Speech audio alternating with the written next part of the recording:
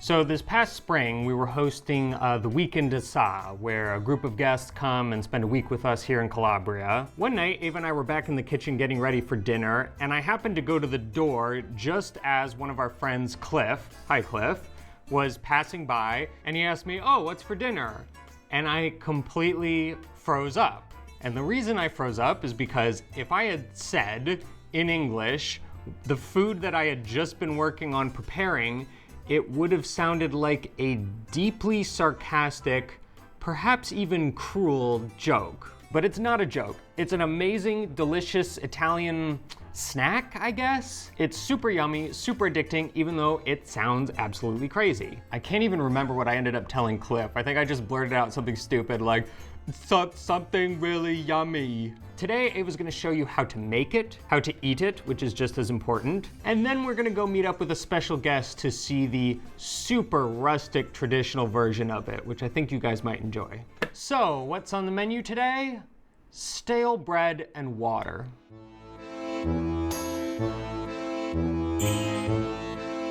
Okay, so before we begin, I think that this food deserves a better name than stale bread. What do you call it? We call this pane duro. This is a traditional southern southern food, because if I go up in the north and say pane duro, they think about a bread that is not good anymore. But this pane duro in the south of Italy is meant to be like that. It's not that it's something not good anymore to eat. We do the bread in order to do this pane duro. And today I'm going to do a very popular version of pane duro that is called friselle. I'm going to use half bread flour and half semolina flour. And the first step is to combine these two flours together. Then we are going to add some water. It's always better to add the water a little bit at a time, until you reach the right consistency, because if you pour too much water, then it's very hard to take it off. It's impossible. So a little bit at a time, you can always add a little bit more. As you can see, is a very hard dough, but we need this consistency. Just be sure that all the flour is incorporated. We cover it and we let it rest for about 1 hour, 1 hour and a half. While our mixture of flour and water is resting, I'm going to prepare what in Italy we call lievitino, which means another mixture of flour, water. In this case, we add also some yeast. I'm using the fresh yeast because this is what I can find easily here in Italy, but feel free also to use the dried yeast that you find all over the world. The first step is to dissolve the yeast in water and be sure that all the yeast is dissolved. Then you can add the flour,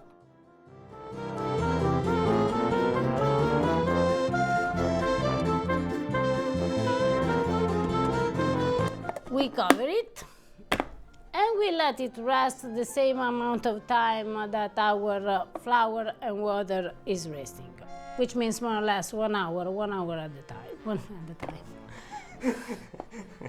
1 hour, 1 hour and a half. Our two mixture should look like that. One didn't change because it's just water and flour.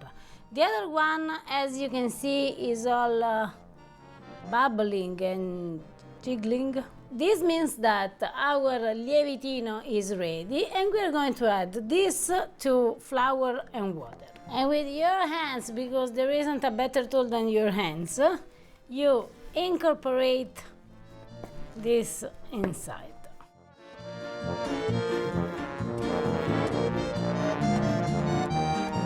At this stage, it's time for our salt.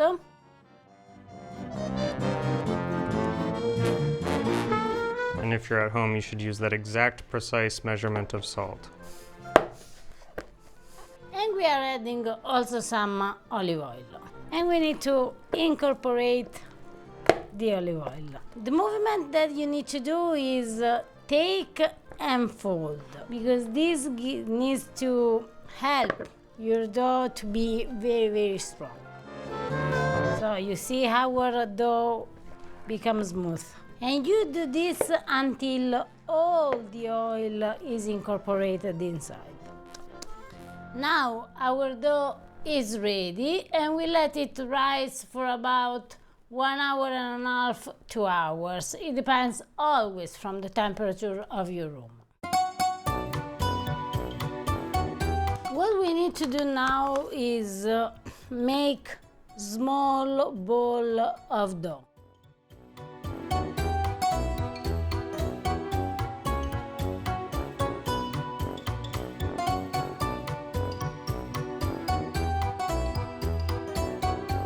What you need to do is to fold all the edges underneath, so your ball will be smoother on the top.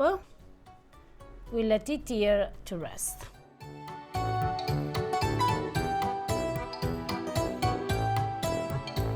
Now we cover them with a towel and we wait about 40 minutes. As you can see, our ball, they rise a little bit. And now we are going to do the actual friselle. Remember always to have semolina flour, because our dough doesn't absorb the semolina flour.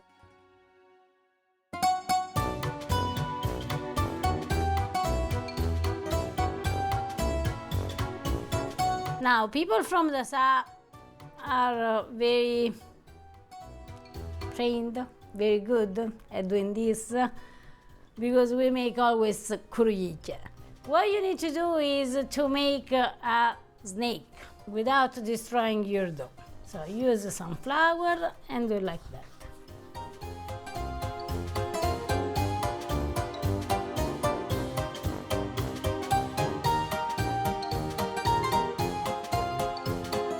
When your snake will look like this, just like 2 fingers, you make what in America everyone knows how to make, which means a donut.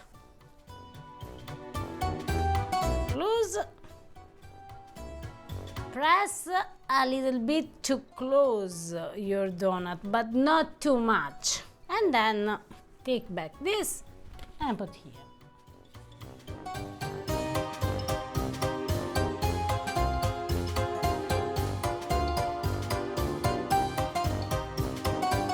This will be a very big friselle.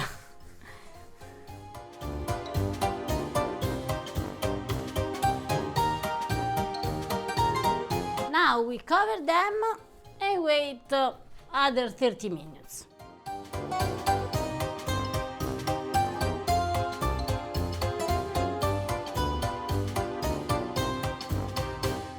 And now is the moment in which we can bake them. And we are going to bake them at 250 degrees Celsius for about 25 minutes.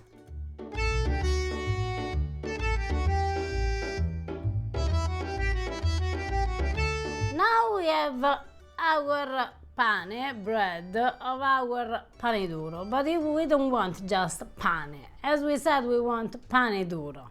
So we need to make it harder. Let it cool down for about 5 minutes, otherwise you will burn your hands. And what you need to do is take one and cut into it.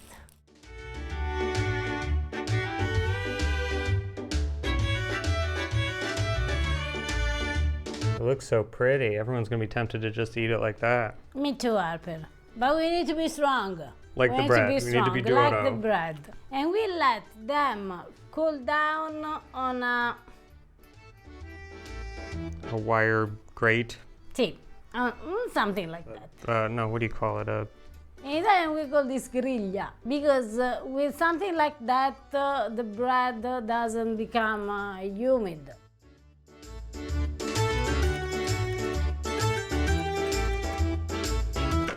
Aw, what happened to that one? As we say in Italy, non tutte le ciambelle vengono con il buco.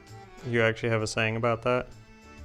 Yes, not specifically about the frisella, but it can apply to the frisella. Sometimes there isn't an hole, even if it's still a donut. You're special to me. You are the only one like you, my friend. Now we put them back in the oven at very, very low temperature, which means 120 degrees Celsius for about 1 hour. Then, after this 1 hour, you turn off the heat and you can leave the friselle in the oven until the oven is completely cold. Then, your friselle are ready. While our friselle are drying, hardening in the oven, we prepare our toppings. Today I'm going to make the most classical one, that is cherry tomatoes or fresh tomatoes in general, olive oil, salt and oregano.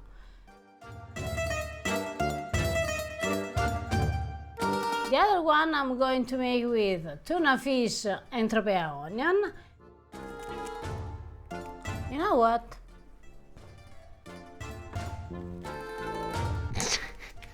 Tropea onion makes everything better.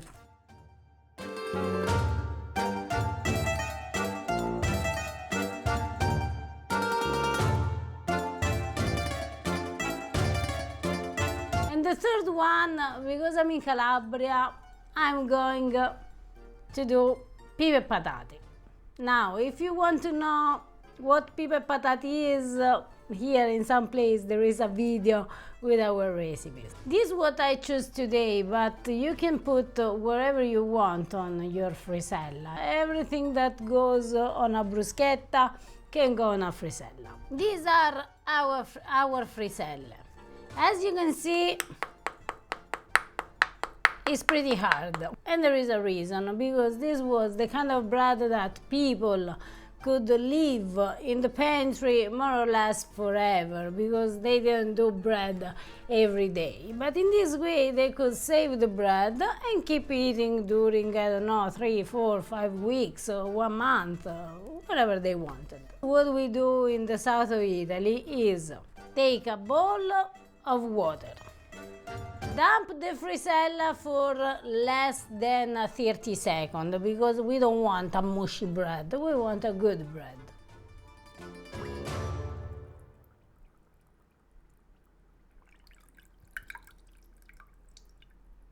I would say that was even less than 30 seconds. Yes, because I don't like it mushy. You really just dip it in. See, and then you pour on top your favorite toppings.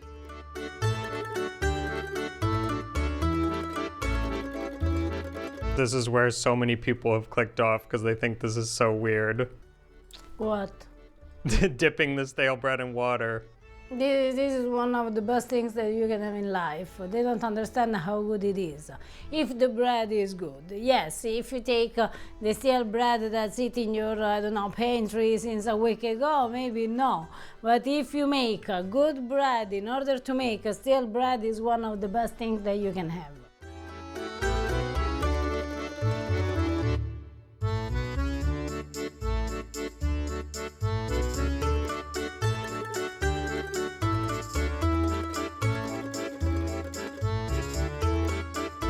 Yeah, this is the one I'm really looking forward to.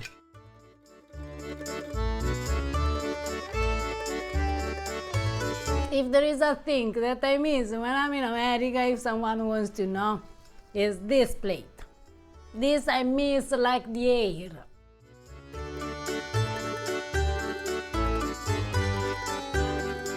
For me, this cutting board right now is better than the Sistine Chapel.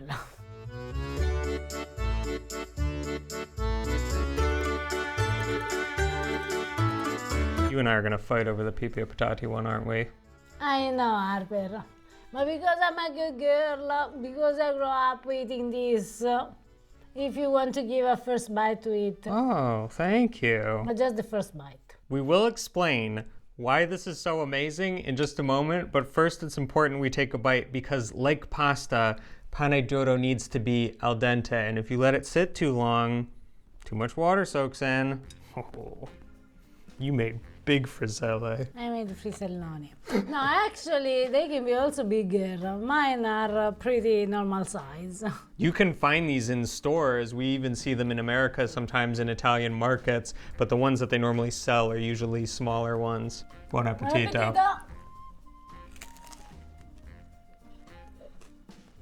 There is nothing like it. There is nothing like a frisella or a frisella with peanut patate. Both, I guess. Think, you are on the beach, you have this stale bread that you can bring with you wherever you want. Maybe a small basket with some tomatoes or I don't know what, you dip in the water, you put on top, and you have your wonderful and amazing lunch. But like, as you said, like this food started as a way to preserve bread, but I don't think that does this credit because something very incredible happens when you take rock hard bread and soak it in water for a few seconds.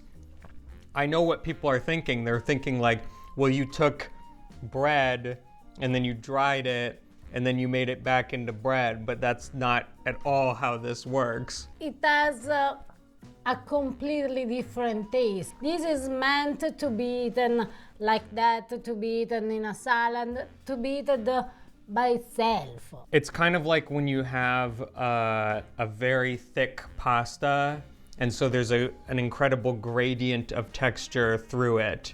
So it gets kind of gooey and soft on the outside, but then with a really satisfying bite on the inside.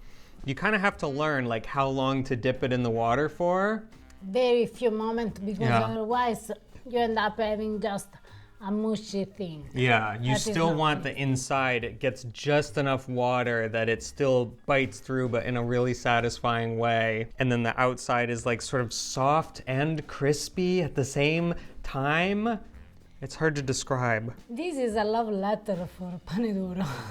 I don't know any person from the south of Italy can express better the love for pane d'oro as you did now. That's because it's normal for you.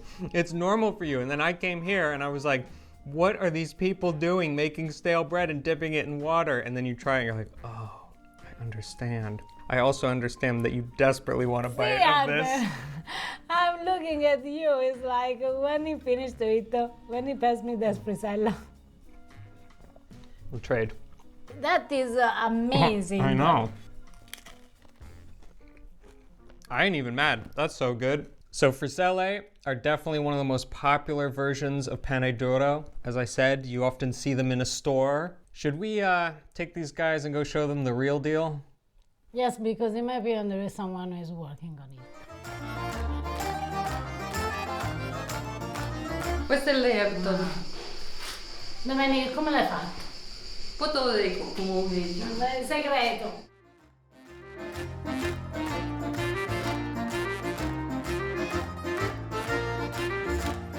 So she is Domenica. She is one of our best friends here in the Sa, and she's making the real deal of what I made this morning. She's preparing the bread. She's cooking it in the wood oven, and then she will dry it out, always in the wood oven.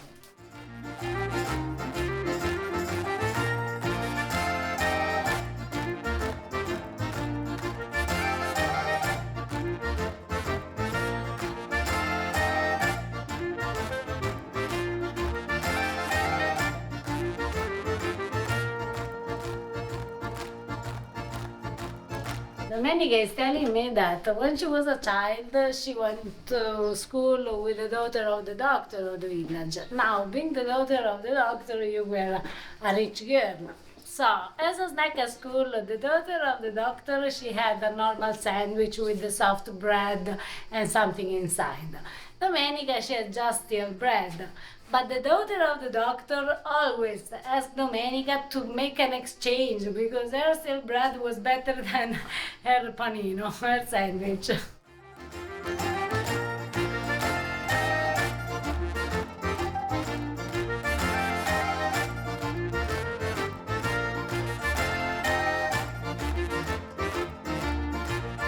Domenica, tu adesso lo tagli per un toast, please. Sì. Ok. Tocca o tu adesso da parte. Poi tu facciamo la carne. So she's cutting the bread because now she needs to dry it out and put back in the oven.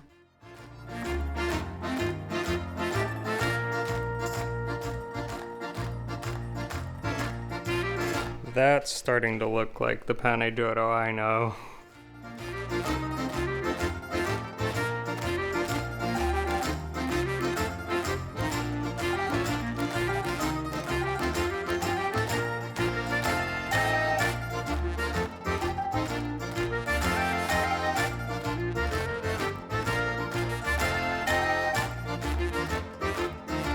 Domenica put the bread in the oven. Now it needs to stay there until tomorrow morning. So see you tomorrow morning. Welcome back. Big thanks to Domenica for delivering us some amazing pane d'oro here. It was incredible to see her at work. I Holy know. moly. She's a real Calabrian woman. Wow. It smells smoky. It smells smoky from the oven, Harper. So cool. All right, Ava, do you want to do the honors and show what we do with this? Break a little bit. Then dip in water, not for long. Some good olive oil. At this stage there are several versions, which means if you like the spicy pepper like my dad, you take some spicy pepper and you put on top. If you love Calabrian oregano like me, you take a little bit of oregano, sprinkle on top, and last but not least, buon Buon appetito! appetito. It is the simplest little snack. It seems so silly, but every time we put a bowl of this out and explain to people how to do it, this stuff is gone. It's gone. Before we go, a quick shout out to a couple of pasta grammarians, and it looks like they're enjoying a beautiful peposo, which is the spicy, peppery beef stew from Tuscany. One of my favorite recipes. Amazing. They did a great job, and think the sauce of peposo on a piece of... Oh, come on, don't do that to me. If you try the friselle recipe, tag us in a picture on Instagram or Facebook at Pastagrammer. Give this video a thumbs up, hit that subscribe button if you haven't already, and we'll see you next time. Ciao! Ciao. It was so amazing seeing Domenica work because it was literally just a bigger version of exactly what you did. Like, she made a poolish. It was just like a huge quantity of that. The good bread doesn't make the shape, it's made always in the same way.